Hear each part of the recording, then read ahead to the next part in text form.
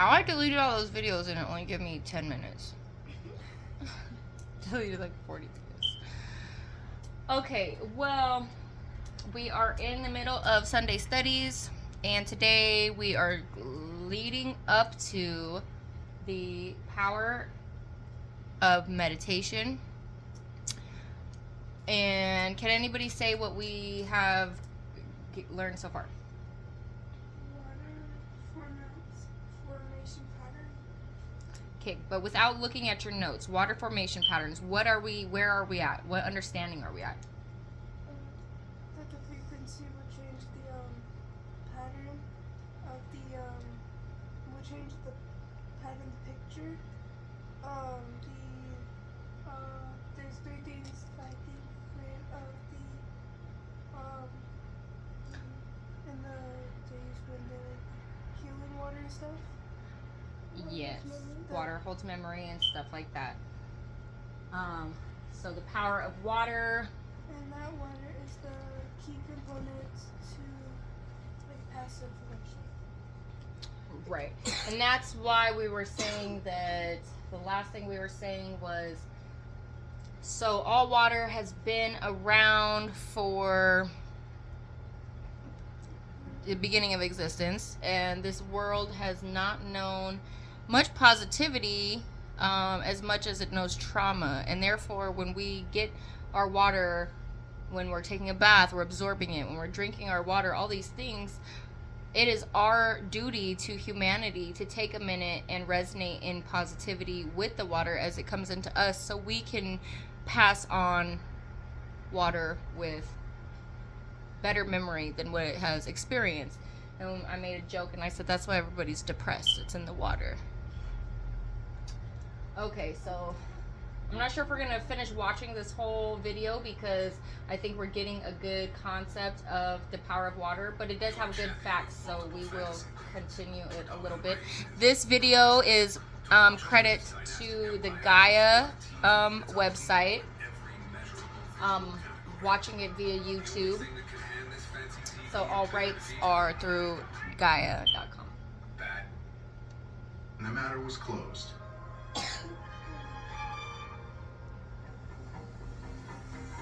Later, the water was given to laboratory mice.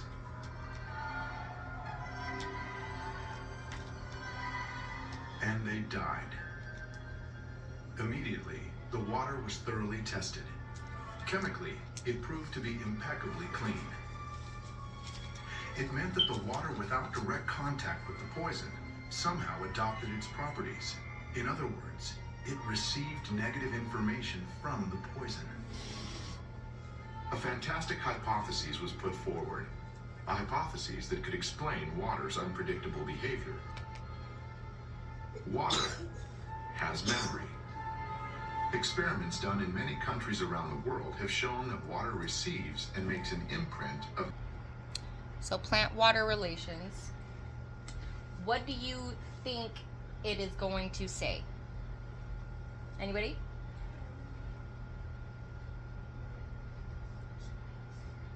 The relation between plants and water.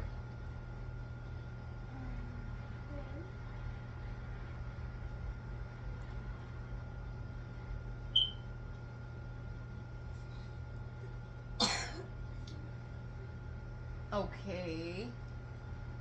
What were we just talking about? What are we leading up to? What was the word that started with the A that we are leading up to? Affirmations. So what do you think plant and water relation has together? Darian. Huh? Health alterations. Yes, I guess if we're eating plants that grow fruits and things that are harvested and cared for by people that are in a negative state or talking negatively around it, then we are buying those. Or even as they sit in the grocery store, people that are around it, the people that come in contact with it, right? All these plants, all these things that we consume, that's why they say you are what you eat. And that's the difference between, like I always say with meat, it's not about the cruelty and this and that, but it's a flatline substance, and most of the animals are living in stress and stuff, and then they're flatline, so they have no more frequency, so it's just what they lived that you are consuming, and that's fear, that's anxiety. Fruit, on the other hand, has an opportunity to transform its pattern because it's still filled with water, right? And water can be changed based on the frequencies, and our sounds, our voice, our words have different frequencies. I think it's time we Spice things up. want spice. So from that video, what did you guys learn? That you didn't have enough facts. What? That you didn't have enough facts. That the talking back to a plant would Speak up. that talking back to a plant would killed it in 6 days. And the one that got nice compliments continued to grow and Right. So the power of words affects the livelihood of something via water, because a plant is water, we are water, everything around us, fruit, all that stuff is made up predominantly of water. So the power of our words can change something.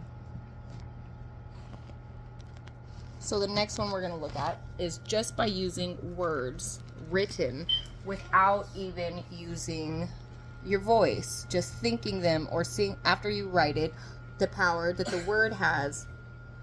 We're going to watch the video of the impossible rice experiment. So in the rice experiment, he's talking about how other people, their ignore batch happened to be worse than even the hate. In his experiment, this is Emil R. on YouTube. In his experiment, his hate jar received most of it was in the worst shape. My theory on that is possibly the lifestyle of the individual, when he's not directly targeting his thoughts to them, he probably is a neutrally positive person.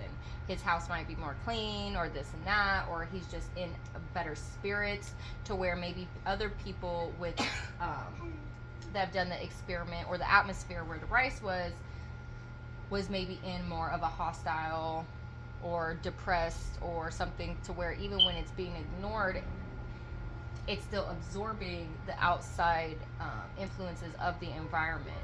So I think his ignored one is just a representation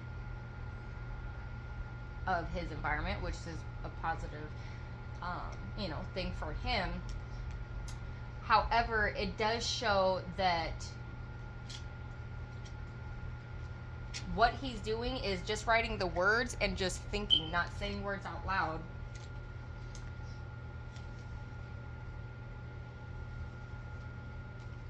And this is the power of our thought emissions.